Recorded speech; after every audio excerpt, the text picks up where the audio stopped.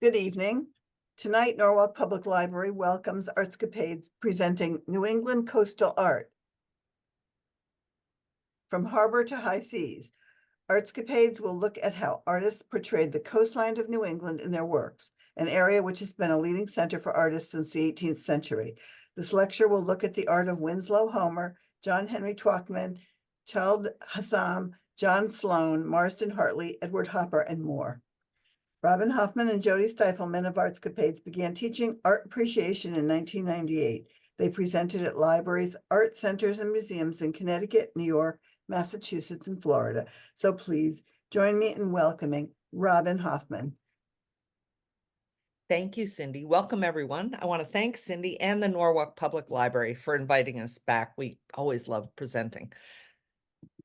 It's always fun to look at the artwork of a particular area, whether it's the Connecticut Impressionists and the Connecticut art colonies, or the Hudson River School painters, or tonight's artists. The artists in this lecture worked up and down the New England coastline. But before we look at the artists and their works, we want to give you a bit of background on coastal art, or more broadly, seascapes. So let's start with what the definition of a seascape is. The word seascape was first recorded and coined in 1790, and as you have probably guessed, it is a form of landscape. Seascapes typically depict views at sea or views from the shore. The ocean, beaches, coastlines, ships at sea, nautical images, these elements make up seascape artworks, and they range from romantic visual dramas of sailing vessels tossed on the rocks to harbors brimming with commerce. So throughout time, artists have been inspired by the sea and have created works to capture it on rock walls, canvas, pottery, and even tapestries. The earliest known work of maritime art can be found in Azerbaijan's Gobustan National Park. Once located at the shores of the since expanded Caspian Sea, this reserve boasts many archaeological monuments, including a world-famous collection of over 6,000 rock carvings. Created by ancient hunter-gatherers between 5,000 and 20,000 BCE, here we're looking at a boat with a sun sign on its bow, and there are 23 vertical lines on the hull, presumably representing people. Early works like this urn date to 480 BC in Greece, and this vase is painted with the famous scene where Odysseus is tied to the mast of his ship as his companions row and the sirens swoop around him, singing their beguiling song. And here, the sirens are represented as birds with female heads who have presumably flown from their island to meet the passing ship. These sea-related images were mostly used to form part of a narrative. It wasn't until the Renaissance period and the emerging popularity of the landscape genre that seascapes became more prominent in paintings. Completed in the 11th century and celebrated for its craftsmanship, the 230-foot-long Bayeux tapestry typifies art of the Middle Ages on a grand scale.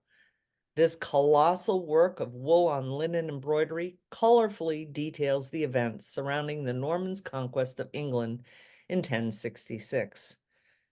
Within its many crowded and chaotic scenes, fleets of ships floating on wave-like stitches can be found, illustrating the strategic importance of the sea during the Battle of Hastings. Now, coastal and ocean scenes were often used as backgrounds in history paintings. In the 1520s, Joachim Patinier founded the world landscape style, and his paintings began to feature larger expanses of water than ever before, although it was still very rare to see paintings featuring only the sea. The Dutch were the rulers of the European seas in the 17th century, which coincided with the Dutch Golden Age of painting. Numerous paintings of the Dutch Navy in action were produced during this time, and Dutch artists became particularly associated with seascapes. Hendrik Cornelis Vroom was a Dutch Golden Age painter credited with being the founder of Dutch marine art or seascape painting. Beginning with the bird's eye view of earlier Netherlandish marine art, Vroom lowered his view to show a more realistic depiction of the seas themselves. And as French and British navies gained more victories at sea, the Dutch style of marine art soon spread to other countries. And if you have your microphone on, could you please mute yourself? Somebody needs to mute themselves. Thank you. Joseph Mallard William Turner is perhaps the best loved English romantic artist and did many seascapes over the course of his career. Shipwrecks and other disasters were a recurrent theme in romantic painting. They demonstrated the primal force of the elements, the ultimate nightmare for all who traveled far from home, and Turner retained a lifelong passion for the sea. Here, the frightening shore with the wind blowing against it is populated by a gathering of wreckers, and they're salvaging the remains of an unseen ship whose keel has already crashed against the shore. Far out in the sea, another ship is trying to avoid the same fate with the aid of a steamship that is tugging it into the onshore wind. The French Impressionists were also drawn to seascapes, and this one by Claude Monet is the work that gave Impressionism its name. Critic Louis Leroy wrote a scathing review of the exhibit where it was first shown, and he titled his article "The Exhibition of the Impressionists," and unknowingly gave the artists the name by which they would become known. Leroy wrote, "Impression. I was certain of it. I was just telling myself that since I was impressed, there had to be some impression in it. And what freedom, what ease of workmanship. Wallpaper in its embryonic state is more finished than that seascape." So shifting over to America, the 19th century brought changes as New England coastal communities shifted from being an industrialized economic resource to a therapeutic shelter where the middle class enjoyed leisure time.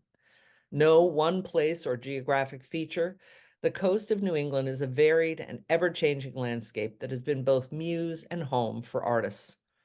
On this map, we have circled the most well-known spots for artists along the New England coast. And whereas certain painters sought solitude, the vast majority of them preferred company. Banding together for the purposes of camaraderie, creativity, and commerce, they founded art colonies from Cos Cob in Connecticut all the way up to Monhegan Island in Maine. With this background in mind, let's look at New England coastal art, seascapes done in New England and the artists who did them. We are looking at the artists in chronological order, starting with Winslow Homer. He is regarded by many as one of the greatest American realist painters of the 19th century.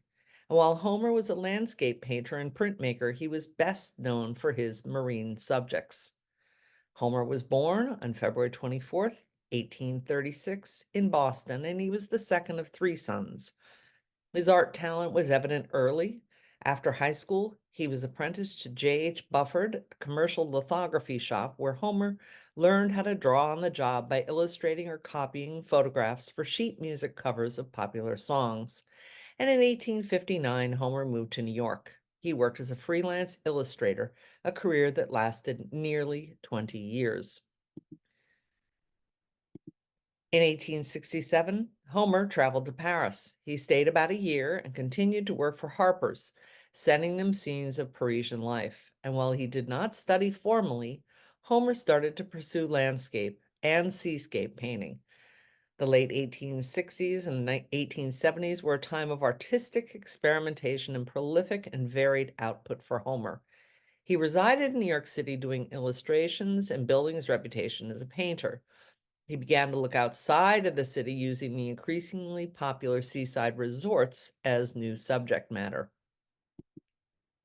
Homer first visited Gloucester, Massachusetts in 1873, and during this initial trip, he concentrated particularly on children at the seaside. And this work reveals Homer's ability to capture the scintillating effects of bright sunlight, rippling water, and luminous atmosphere using watercolors. Now here, Homer sums up the modest responsibilities of childhood as he shows two boys carrying a large basket of clams along a shell-strewn beach. The buildings and the sailboat in the background reference Gloucester's maritime activity. And Homer's experience as an illustrator can be seen in the use of sharp outlines, his sense of pattern, and his attention to detail. This is the earliest watercolor by Homer to be acquired by the Met. Now, critics were puzzled at first. One said a child with an ink bottle could not have done worse, but his watercolors proved popular and enduring and sold quickly. 2 years later, Homer exhibited with the American Watercolor Society of New York, and his success with his watercolors allowed him to give up the freelance work he'd been doing. And from this time forward, Homer seldom traveled without paper, brushes, and water-based paints. Homer developed this painting from sketches and watercolors he made during his 1873 visit to Gloucester, and he completed it in 1876, just as the nation celebrated its centennial. Over the course of 3 years, Homer had refined the composition, amplifying its optimistic symbolism by giving control of the rudder to one of the boys instead of the man, and by adding an anchor on the bow representing security and hope. This work has become one of the best known and most beloved images of life in 19th century America. It was exhibited at the 1876 Centennial Exposition in Philadelphia. So inside the boat are a man, 3 boys, and their catch. The painting's message is positive. Despite the choppy waves, the boaters look relaxed. The boy holding the tiller looks forward to the horizon, a statement of optimism about his future and that of the young United States. Homer returned to Gloucester in 1880, and this work is somewhat reminiscent of his earlier works where he focused on children. But Homer's art took a turn in 1880, and we will see that he had a distinctly different mindset and expanded focus. Rather than again renting a room in Atlantic House in Gloucester's West End, Homer chose to live in almost complete solitude, inhabiting a lighthouse on 10-Pound Island in the center of Gloucester Harbor. Surrounded on all sides by the calm waters and ships of the inlet, and only rowing across the harbor to town when in need of supplies, Homer spent the summer in quietude, enraptured with his environment. And his biographer, William H. Downes, writes, he knew plenty of nice people, but he associated with 2 fishermen and preferred their company. Homer had also recently given up illustration, and the unique perspective from his isolation on the island assisted him in shifting his focus away from narrative scenes toward atmospheric depictions of the shipping culture which made Gloucester the nation's busiest port of call at the time. In 1881, Homer went to stay in England on his second and final trip abroad. He settled in Cullercoats, a fishing village on the North Sea, remaining there from the spring of 1881 to November 1882.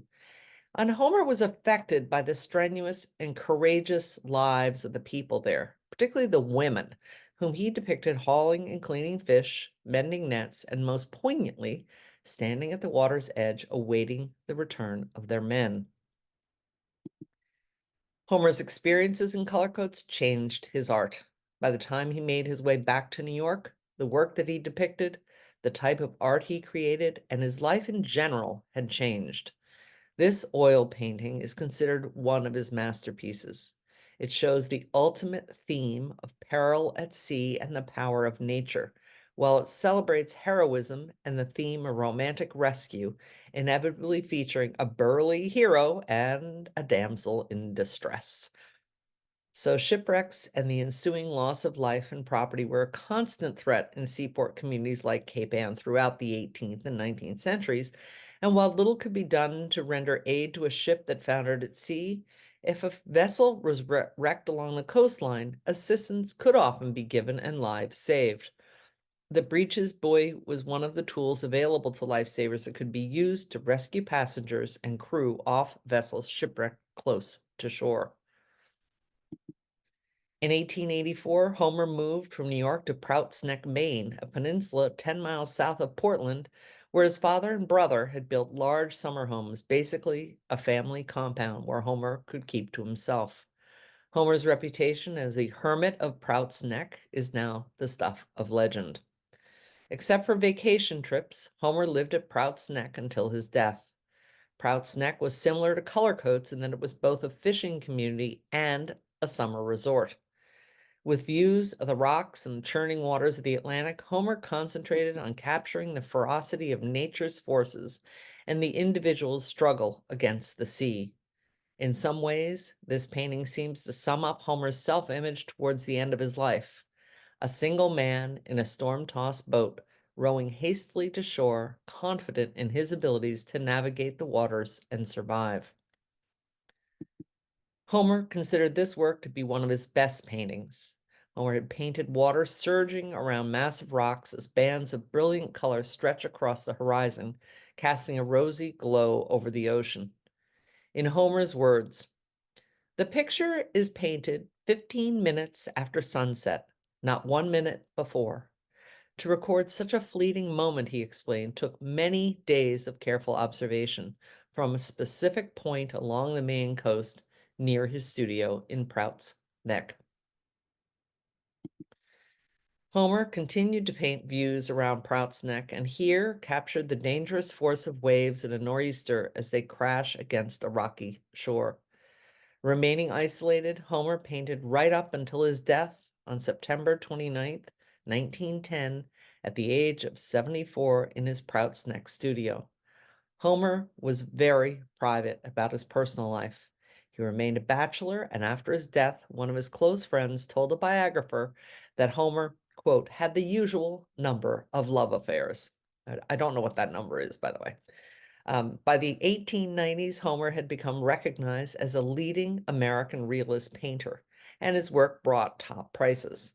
Though Homer never taught, his work strongly influenced succeeding generations of American painters for their direct and their energetic interpretation of man's stoic relationship to an often neutral and sometimes harsh wilderness. Perhaps Homer is best remembered in his advice to other artists: look at nature, work independently, and solve your own problems.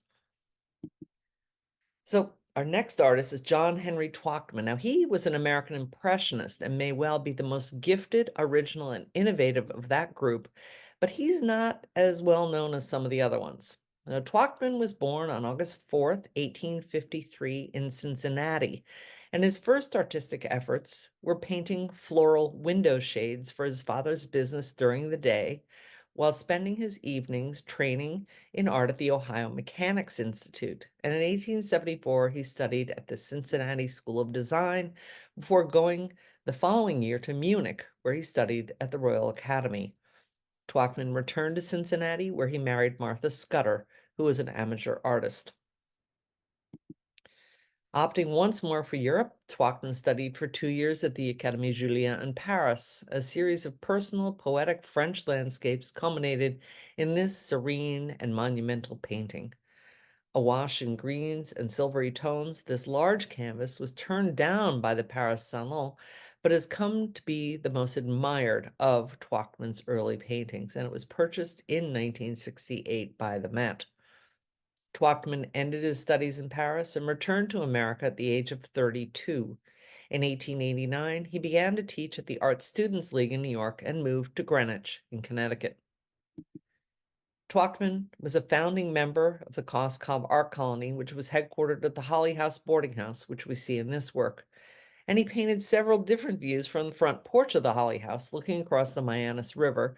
A scene, as you can imagine, is now marred by the jarring presence of an elevated span of I-95. So Twachtman painted the house in all seasons, and here we see it surrounded by fall foliage. Around the turn of the century, Twachtman began summering in Gloucester and produced a series of vibrant scenes that anticipated a more modernist style that had yet to gain prominence in American art. At the turn of the century, Gloucester was thriving both commercially and culturally. Yet Gloucester seemed relatively resistant to the 20th century forces of change and even to the upheavals of tourism that would create, perhaps because of the specific and peculiar character of the town's long association with seafaring, and because fisheries and supporting industries continued to flourish here. By the turn of the century, Gloucester's combination of healthy industry and growing resort activity was seen to reflect an ideal American vision. In his Gloucester works, Twachtman depicted the harbor, boats, and old wharves in his distinctive bright palette, his thin application of pigment purposefully exposing both canvas and primer. Twachtman did many views of Gloucester Harbor, many of which are in private collections. And this last one is in a museum. And we always like to mention lesser known museums in the area when we come across them. And this one is about 3 hours away. But if you are ever in Cooperstown visiting the Baseball Hall of Fame, this museum is nearby. The Arkell Museum, which owns this work, was established by Bartlett Arkell, the founder and first president of the Beechnut Packing Company. The paintings he collected are recognized today as some of the best works created by leading late 19th century and early 20th century American artists, including Twachtman. And Arkell built the art gallery attached to the Kanahari Library in 1927 and worked with Macbeth Gallery in New York to acquire a remarkable collection of American paintings. Now, while working in Gloucester, Twachtman wrote that he wanted to find joy in the first attack by painting quickly and spontaneously.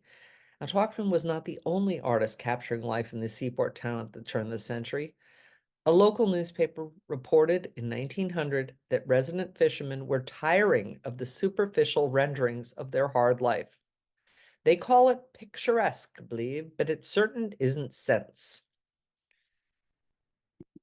Founded around the turn of the 19th century, the Harbor View Hotel was the residence of Mrs. Benjamin Brazier, who first opened it as a summer boarding house, then expanded by annexing neighboring homes and constructing a large new building with a good view of the harbor. And eventually the hotel accommodated 135 guests in 8 buildings. Literary figures such as Rudyard Kipling, Louise May Alcott, and Longfellow graced this area, as well as composers, inventors, artists, and adventurers. These were exciting times for the colony of artists who gathered there. Many of them were old friends of Twachtman's from Cincinnati, New York, and Europe. During his last year, 1902, he lived in a cottage on the grounds of the Harbor View Hotel overlooking Wanson's Cove. And although Twachtman was said to be a loner generally, he was well liked and greatly respected by his fellow artists, who included Childe Hassam, J. Alden Weir, and his former teacher and friend, Frank Duvnik. Just after Twachtman's 49th birthday, as his art seemed to be taking off in a new and promising direction, Twachtman died suddenly of a brain aneurysm in Gloucester in the summer of 1902. He was buried under a simple headstone in Gloucester's Oak Grove Cemetery. Thomas Dewing wrote in the North American Review, "By the death of John H. Twachtman, the world has lost an artist of the first rank. He is too modern, probably, to be fully recognized or appreciated at present, but his place will be recognized in the future." And he was certainly right.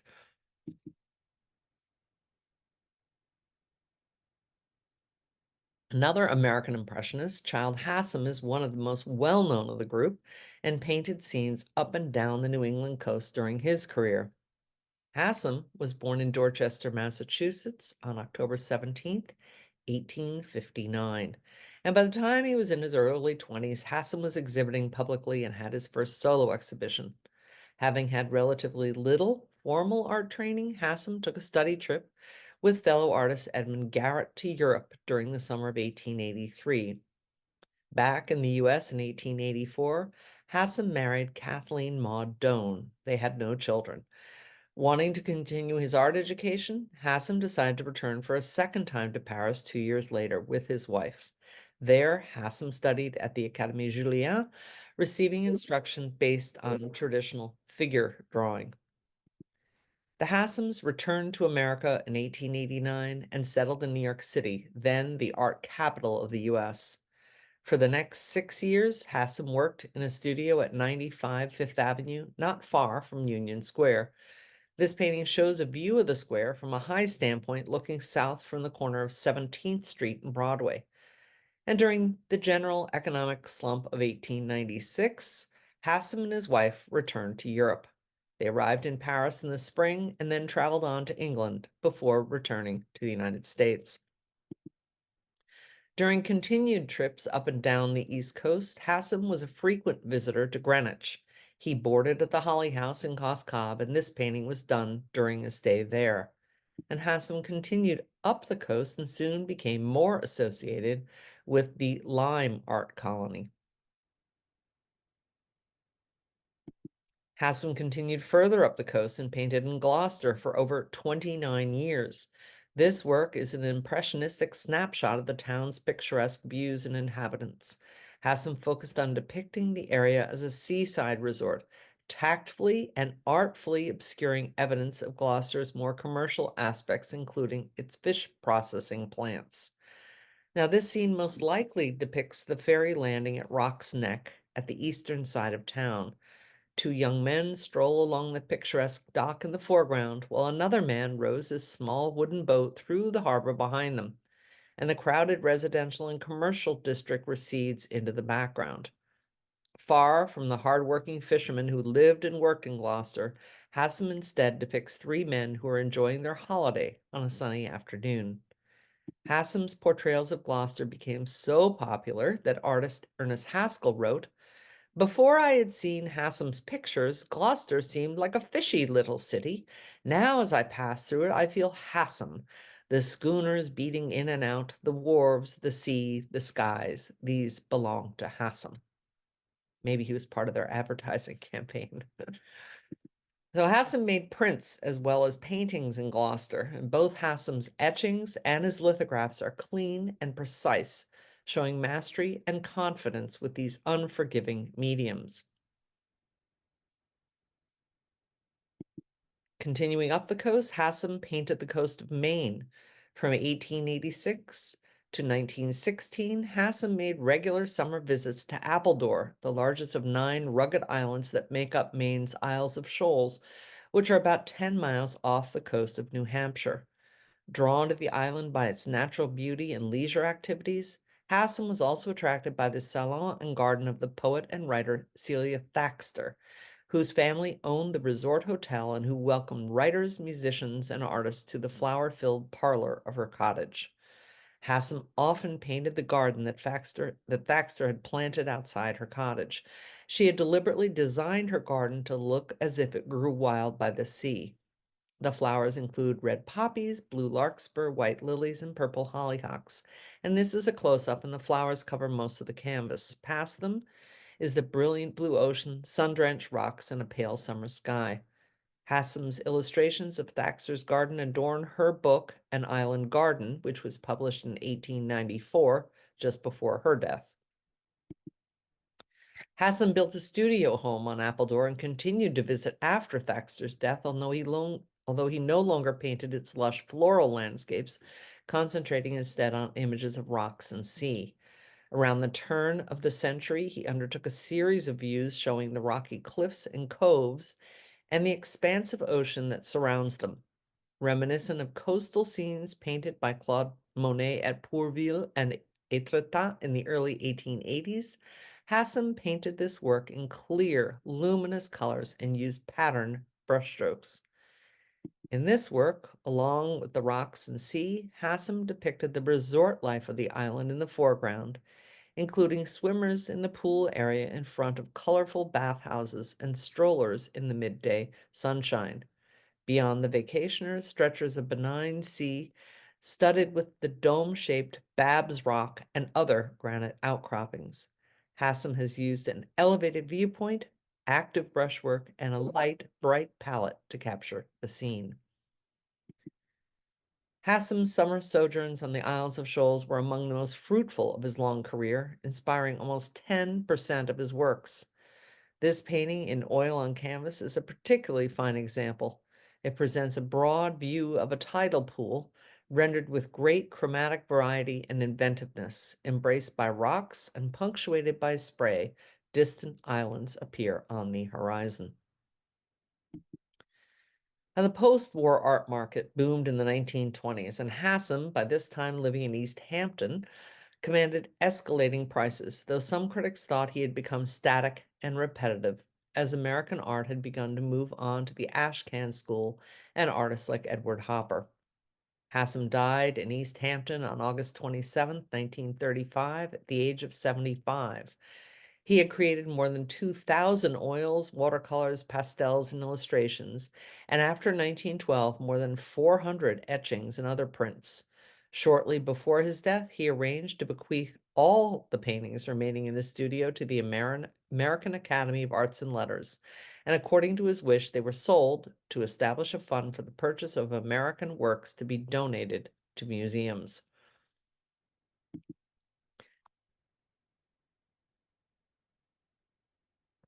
Moving away from the Impressionists, John Sloan was a member of the Ashcan School of Art that I just mentioned. And while he's best known for his urban genre scenes and his ability to capture the essence of neighborhood life in New York City, Sloan spent 5 summers painting in Gloucester.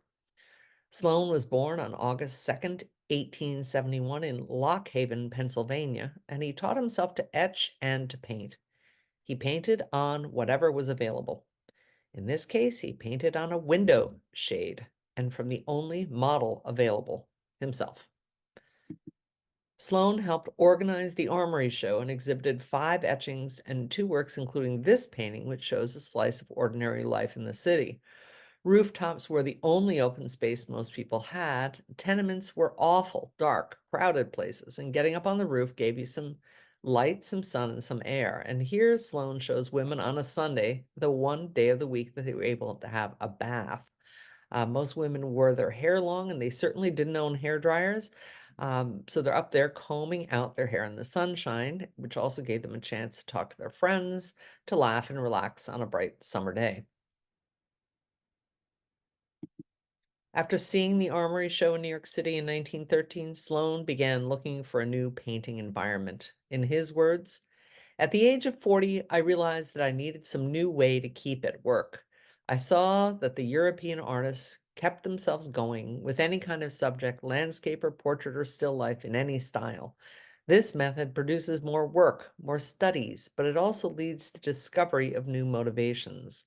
I made up my mind to save enough money to take a few months off to paint landscapes in Gloucester.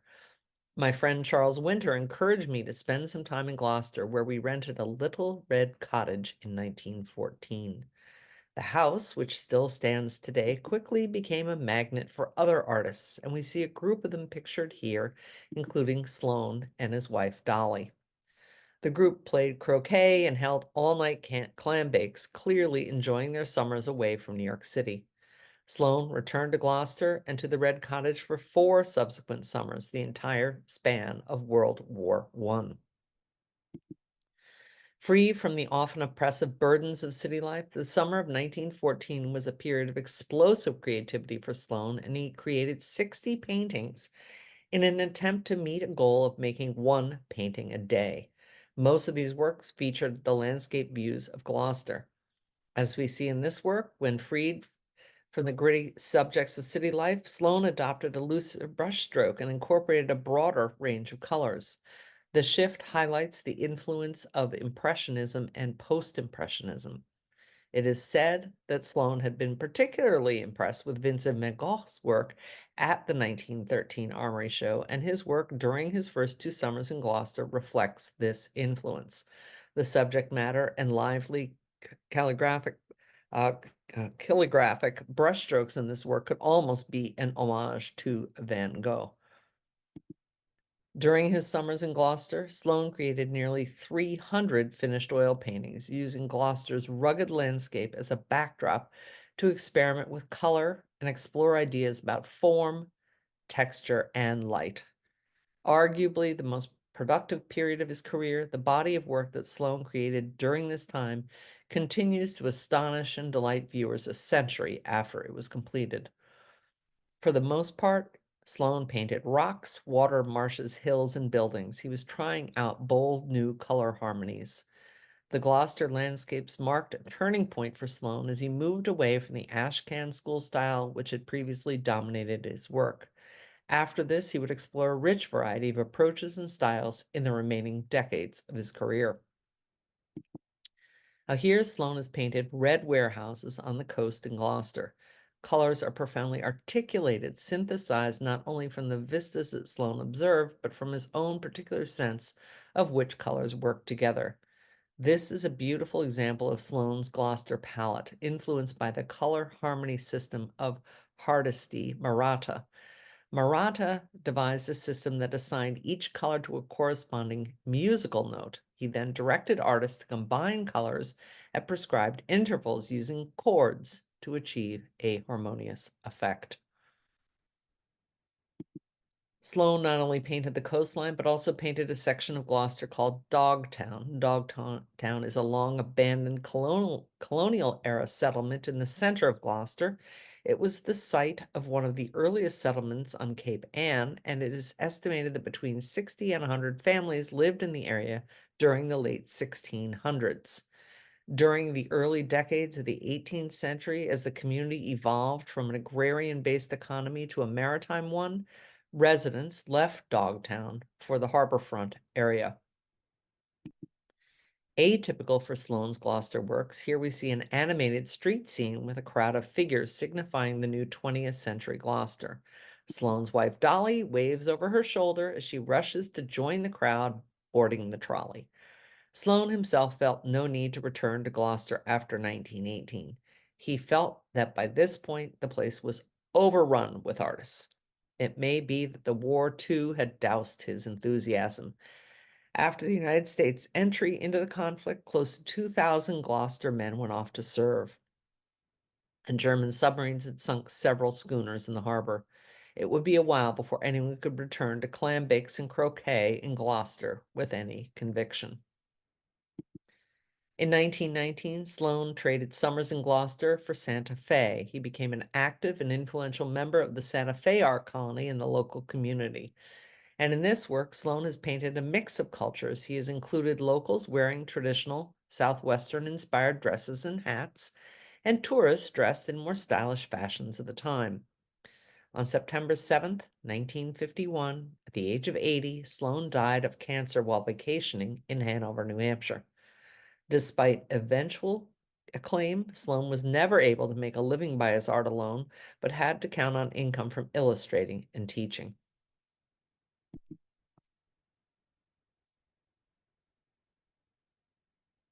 Marsden Hartley was an American modernist painter who painted views of New England as part of his body of work. Known for his use of volumetric forms, rich colors, and bold lines, Hartley's depictions of landscapes, figures, and still lifes show a reverence toward the natural world. Born Edmund Hartley on January 4th, 1877 in Lewiston, Maine, Hartley was the youngest of 9 children. Hartley's mother sadly died when he was 8, and his father remarried 4 years later to Martha Marsden. In his early 20s, Hartley assumed Marsden as his first name. When Hartley was 14, his sisters moved to Ohio, leaving him behind in Maine with his father, where he worked in a shoe factory for a year. And after he joined his family in Cleveland in 1892, Hartley began his art training at the Cleveland School of Art. In 1898, at the age of 22, Hartley moved to New York City to study painting at the New York School of Art under William Merritt Chase, and then he attended the National Academy of Design. From 1900 to 1910, Hartley spent time in Lewiston in the region of western Maine near the village of Lovell. He did this impressionist style work during the rough, stormy winter he experienced in 1908 and 9 when he lived alone there, and considered the paintings he produced during this time to be his first mature works. While Hartley quickly moved on from Impressionism, these works brought him early attention. These paintings so impressed New York photographer and art promoter Alfred Stieglitz that Stieglitz agreed on the spot to give Hartley his first solo exhibition at Stieglitz's art gallery in 1909. Intent on exploring artistic and personal freedom, Hartley traveled throughout his career. He traveled to Europe for the first time in April 1912, and he became acquainted with Gertrude Stein's circle of avant-garde writers and artists in Paris. And Hartley, though, did not like Paris, and in April 1913, he relocated to Berlin. In Berlin, Hartley developed a close relationship with a Prussian lieutenant, Karl von Freyberg. References to Freyberg were a recurring motif in Hartley's work, most notably in this painting. Freyberg's subsequent death during the war hit Hartley hard, and he afterward idealized their relationship. Many scholars interpreted his work regarding Freyberg as embodying homosexual feelings for him. Hartley returned to the U.S. from Berlin in 1915, and he spent the summer of 1917 in Algonquin, living in a fishing shack in Perkins Cove. Still not settled in any one place, Hartley visited Gloucester a handful of times between 1920 and 1936. Hartley shied away from the busy waterfront area favored by other artists and gravitated instead towards Dogtown, which Sloane, we talked about, had also painted. By the 1930s, when Hartley discovered Dogtown, it was a rock-strewn wilderness full of magnificent boulders driven and left by the glacial pressures years ago. Hartley wrote that the place looked like a cross between Easter Island and Stonehenge, essentially druidic in its appearance. And the paintings Hartley created during these sojourns were colorful, flat, angular compositions. And on the back of some of them, Hartley wrote poetry, also inspired by the lay of the land.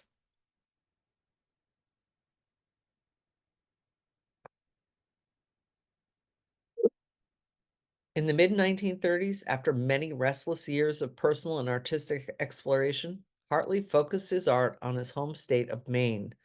Aware of Maine's reputation as a natural oasis from city life and responsive to the popularity of so-called folk art, Hartley developed a self-consciously primitive style. Hartley declared in 1937 that he wanted to become the painter of Maine. With this statement, Hartley aligned himself with the regionalism movement, a group of artists active from the early to mid-20th century who attempted to represent a distinctly American art that illustrated life at a local level. To establish himself as the painter of Maine, Hartley produced a series of expressive paintings representing local lobstermen and lumberjacks, as well as the environments in which they worked. In 1940, Hartley moved to the small coastal town of Correa, where he commandeered an abandoned church as a studio and painted this gathering of lobster fishermen on a wharf, arranged against an elevated view of the harbor.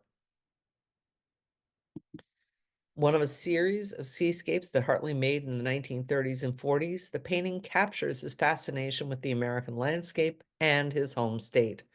Hartley used an expressionist style of rough brushstrokes, bold outlines, and compressed space to depict the churning sea crashing against the rocky shore in this work. On the stormy shore of Scudic Point in Maine's Acadia National Park, Hartley found a scene that showed no signs of human civilization, which must have suited him, for he once described Maine as a brutal country that is strong, simple, and stately. Despite declining health, Hartley painted voraciously in these last years in Maine. Of this period, he stated, "My work is getting stronger and more intense all the time. I have such a rush of new energy and notions coming into my head, over my horizon like chariots of fire. All I want is freedom to step aside and execute them." In an ending similar to much of his life, he died of heart failure quietly and alone on September 2nd, 1943, at the age of 66. And Hartley played an important role in shaping American modernism in the early 20th century. Our final artist is Edward Hopper, probably the best known American realist artist. Hopper was born on July 22nd, 1882 in Nyack, New York. His father was a dry goods merchant, and the Hopper family was comfortably well off due to his wife's inheritance. Hopper and his sister, Marion, were raised in a strict Baptist home. By the age of 5, Hopper's drawing showed talent, and by the time he reached his teens, he was working in oil and watercolor and had already decided to become an artist. Hopper's parents encouraged his artistic abilities, but persuaded him to begin by studying commercial illustration because it seemed to offer a more secure future. After high school, Hopper attended the New York School of Illustrating for a year, then enrolled in classes at the New York School of Art and Design. After studying painting with William Merritt Chase and Robert Henry, the leader of the Ashcan School, Hopper traveled to Europe 3 times between 1906 and 1910. Back in New York, Hopper reluctantly took up commercial illustrations for a living. After a trip to Massachusetts, he came up with his first nautical-inspired realist scenes. This was the first painting Hopper sold at the 1913 Armory Show. Hopper was 31, and although he hoped his first sale would quickly lead to others, his career would not catch on for many years. Shortly after his father's death that same year, Hopper began living in Greenwich Village, where he would continue to maintain a studio throughout his career, and he adopted a lifelong pattern of spending the summer in New England. Hopper is known to have spent summers painting in Gloucester on 5 separate occasions, beginning in 1912 and then returning in 1923, 24, 26, and 28. And Hopper painted this coastal scene during his first summer visit. Also done that first year, this work is more typical of Hopper's Gloucester works. Hopper preferred painting local architecture rather than the picturesque coastal scenes that had made the region a popular artist colony.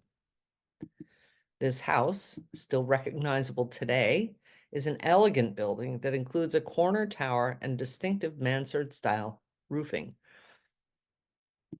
What is now often called the Hopper House was originally part of the large estate of Augustus Wanson, a founder of the Tar and Wanson copper paint manufactory. The paint factory is down the hill from the house. Hopper's watercolors brought him important recognition. Critics admired his handling of the medium, his straightforward style, and his ability to transform common architecture into something beautiful. This work was Hopper's first sale to a public institution. The Brooklyn Museum purchased the mansard roof after it was featured in their 1923 watercolor show. During his second visit to Gloucester, Hopper courted and then married the artist Josephine Nivison. In 1924, Hopper and Nivison returned to Gloucester on an extended honeymoon and continued to explore the area by foot and by streetcar.